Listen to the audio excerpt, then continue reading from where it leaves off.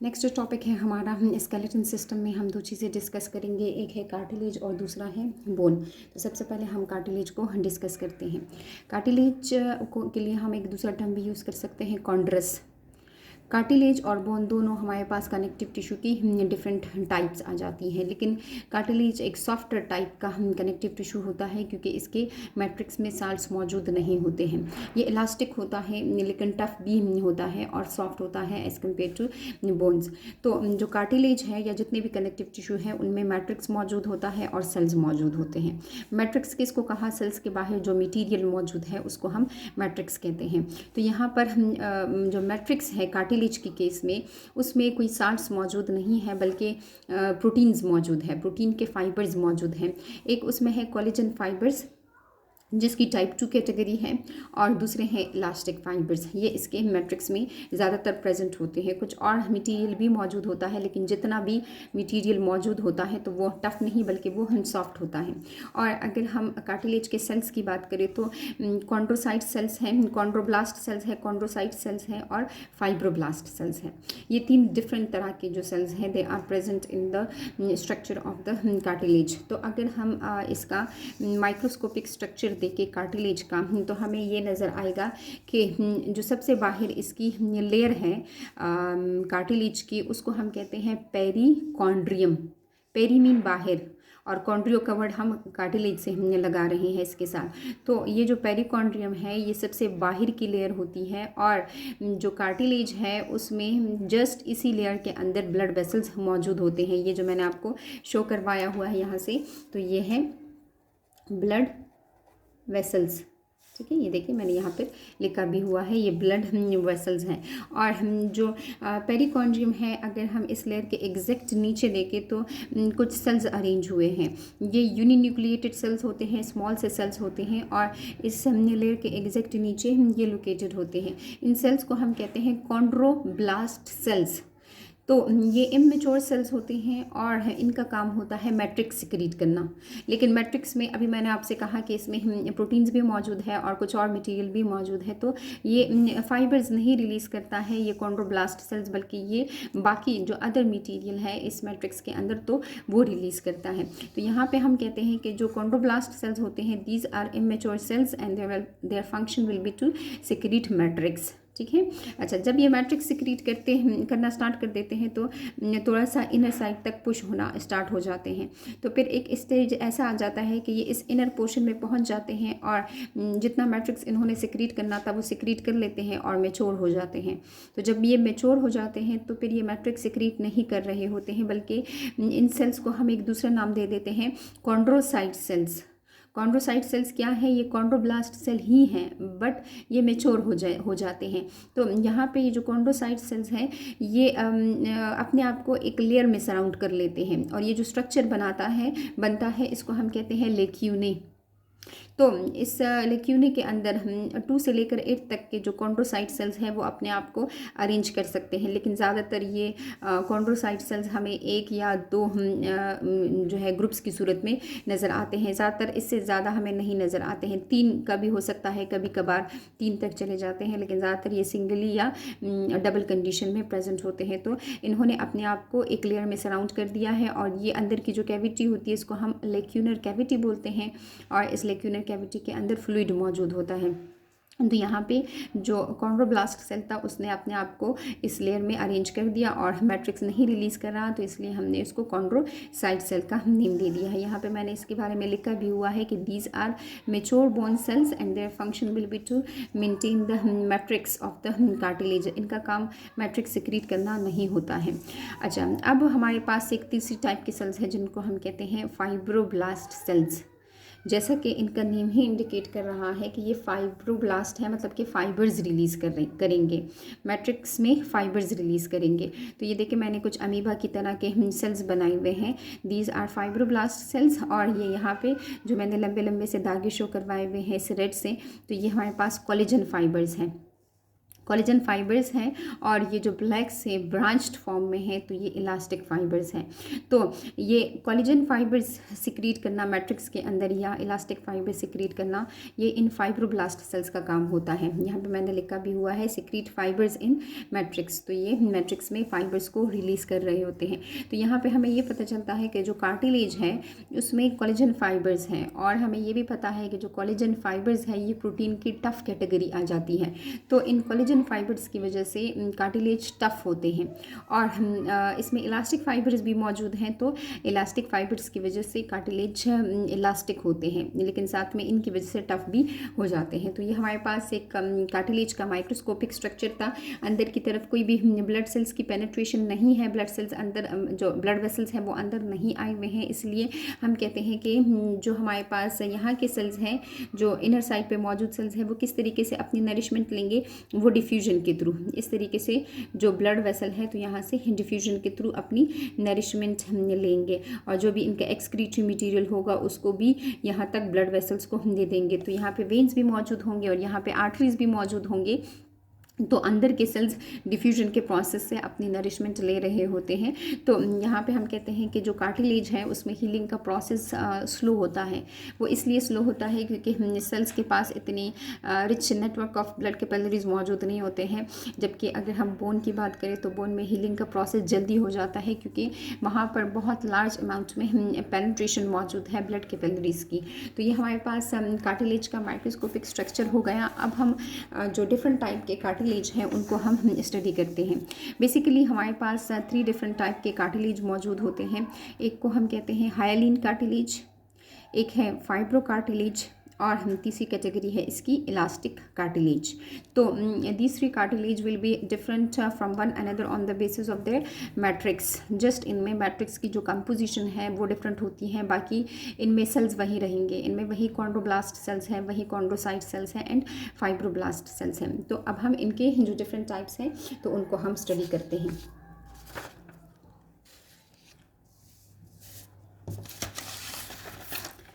सबसे पहले हम स्टडी करते हैं हायालिन कार्टिलेज को। तो मैंने यहाँ पे आपको डायग्राम भी बनाई हुई है, मैंने लेबलिंग नहीं की, लेकिन अभी आपको पता चल जाएगा। ये हमारे पास इसकी आउटर मोस्ट लेयर है जिसको हमने पेरिकॉन्ड्रियम कह दिया। ये इस पेरिकॉन्ड्रियम में ब्लड वेसल रन कर रहे होते हैं, अंदर की तरफ पेनिट्रेशन नहीं है। ये जो मैंने शो करवाए हुए हैं कुछ layers of cells, these are chondroblast cells, ठीक है। और जब ये अपने आप को एक लेक्यूने में बंद कर देते हैं, जब ये मैट्रिक्स सिक्रीट करना बंद कर देते हैं, तो हमने इनको कहा कॉन्ड्रोसाइट सेल्स, ठीक है। अच्छा, यहाँ पर अगर हम देखें तो जो हमारे पास हायालिन कार्टिलेज है इसके मैट्रिक्स के अंदर फाइब्रोब्लास्ट तो हैं, बट फाइब्रोब्लास्ट का नंबर बहुत ज़्यादा नहीं होता है, या हम कह सकते हैं कि इंतहाई कम होता है फाइब्रोब्लास्ट का नंबर। तो अगर फाइब्रोब्लास्ट सेल्स का नंबर कम है तो इट मीन कि वो फाइबर्स भी कम कम रिलीज़ करेंगे। कौन से फाइबर्स हैं, कोलेजन फाइबर्स हैं या इलास्टिक फाइबर्स हैं? तो देखिए इन्होंने फाइबर्स कम रिलीज़ किए हैं, ये इलास्टिक फाइबर्स हैं and these are collagen fibres, तो ये कम रिलीज़ कर रहे हैं। तो अगर हम माइक्रोस्कोपिकली इस इलास्टिक फाइबर्स को देखेंगे तो इनका जो मैट्रिक्स है तो वो हमें क्लियर नज़र आएगा, क्योंकि उसके मैट्रिक्स में ज़्यादा चीज़ें मौजूद नहीं हैं। फाइब्रोब्लास्ट सेल्स का भी नंबर कम है और जो फाइबर्स हैं तो उनका भी नंबर कम होता है। यहाँ पे अगर हम इनके कोलेजन फाइबर्स को देखें तो वो इस तरह स्ट्रेट दागों की तरह नहीं मौजूद है, बल्कि वो क्रिस क्रॉस अरेंजमेंट में मौजूद है। इस तरीके से क्रिस क्रॉस अरेंजमेंट में मौजूद होता है। नॉर्मली बाकी जो कार्टिलेज है उसमें अगर कहीं पर कोलेजन फाइबर्स मौजूद होंगे तो वो स्ट्रेट दागों की सूरत में मौजूद होंगे, क्रिस क्रॉस अरेंजमेंट में नहीं होंगे। तो यहाँ पे मैट्रिक्स में कोलेजन फाइबर्स कम होते हैं। तो हमने कहा कि जो हायालिन कार्टिलेज है it is the most common type of cartilage, हमारी बॉडी में सबसे ज़्यादा पाए जाने वाला कार्टिलेज हायालिन कार्टिलेज है। और मैट्रिक्स अगर हम माइक्रोस्कोपिकली देखेंगे तो वो हमें क्लियर नज़र आएगा, ग्लास की तरह नज़र आएगा या ट्रांसलूसेंट नज़र आएगा, ठीक है। अच्छा, यहाँ पे हमने इसके मैट्रिक्स में फाइब्रोब्लास्ट सेल्स का जिक्र करना है कि कितने हैं, इनका नंबर होता है बहुत ज़्यादा कम। तो इसलिए जो इलास्टिक फाइबर्स हैं या जो कोलेजन फाइबर्स हैं तो वो भी कम मौजूद होंगे। तो ये हमारे पास इसलिए क्लियर अपीयरेंस दे रहा होता है। अब यहाँ पे हम इसकी लोकेशन का जिक्र करेंगे कि where these cartilage will be present. तो ये हमारे जो रिब्स हैं जब वो अटैच हो रहे होते हैं स्टर्नम के साथ, तो जहाँ पे उनकी अटैचमेंट होती है स्टर्नम के साथ, ये हमारे पास स्टर्नम है, ये हमारे पास रिब है, तो जहाँ पे वो अटैच हो रहा है तो यहाँ पे ये हाइलिन कार्टिलेज मौजूद होता है। रिब इस कार्टिलेज के ज़रिए हमारे स्टर्नम के साथ लिंक हो रहे होते हैं। तो रिब्स के लोअर पार्ट में मौजूद है। इसके अलावा रिस्पायरेटरी सिस्टम में अब जिस तरीके से हमने लेरिंग्स हमें प्लेट्स पड़े या जो ट्रेकिया है उसमें रिंग्स पड़े, ब्रोंकस में हमने प्लेट्स और रिंग्स का देखा, तो ये हमारे रिस्पायरेटरी सिस्टम में मौजूद होते हैं। इसके अलावा जो एम्ब्रियोनिक डेवलपमेंट में कार्टिलेज मौजूद होता है तो वो भी हमारे पास हाइलिन कार्टिलेज है। फिर यही कार्टिलेज कन्वर्ट कर दिया जाता है इनटू बोन्स। अगर हम इस हाइलिन कार्टिलेज में ऑसिफिकेशन कर दें, मतलब कि अगर हम इसमें साल्ट्स को डिपॉजिट करवा दें तो हाइलिन कार्टिलेज कन्वर्ट हो जाएगा इनटू बोन्स। तो ये तो हमारी बॉडी के अंदर इसकी लोकेशन हो गई। इसके अलावा जो फिशेस को हमने दो कैटेगरीज में डिवाइड किया था, एक हमारे पास बोनी फिशेस थे और दूसरे कार्टिलिजीनियस फिशेस थे। तो कार्टिलिजीनियस फिशेस का भी जो कार्टिलेज होता है वो एक्चुअली हाइलिन कार्टिलेज होता है। तो हमारी बॉडी में यहाँ पर प्रेजेंट है इन जगहों पर, और हम जो कार्टिलिजीनियस फिशेस हैं तो उनमें भी ये मौजूद होता है। अब हम जो नेक्स्ट टाइप है कार्टिलेज की, यानी कि फाइब्रो कार्टिलेज, उसका हम यहाँ पे डिस्कस करेंगे।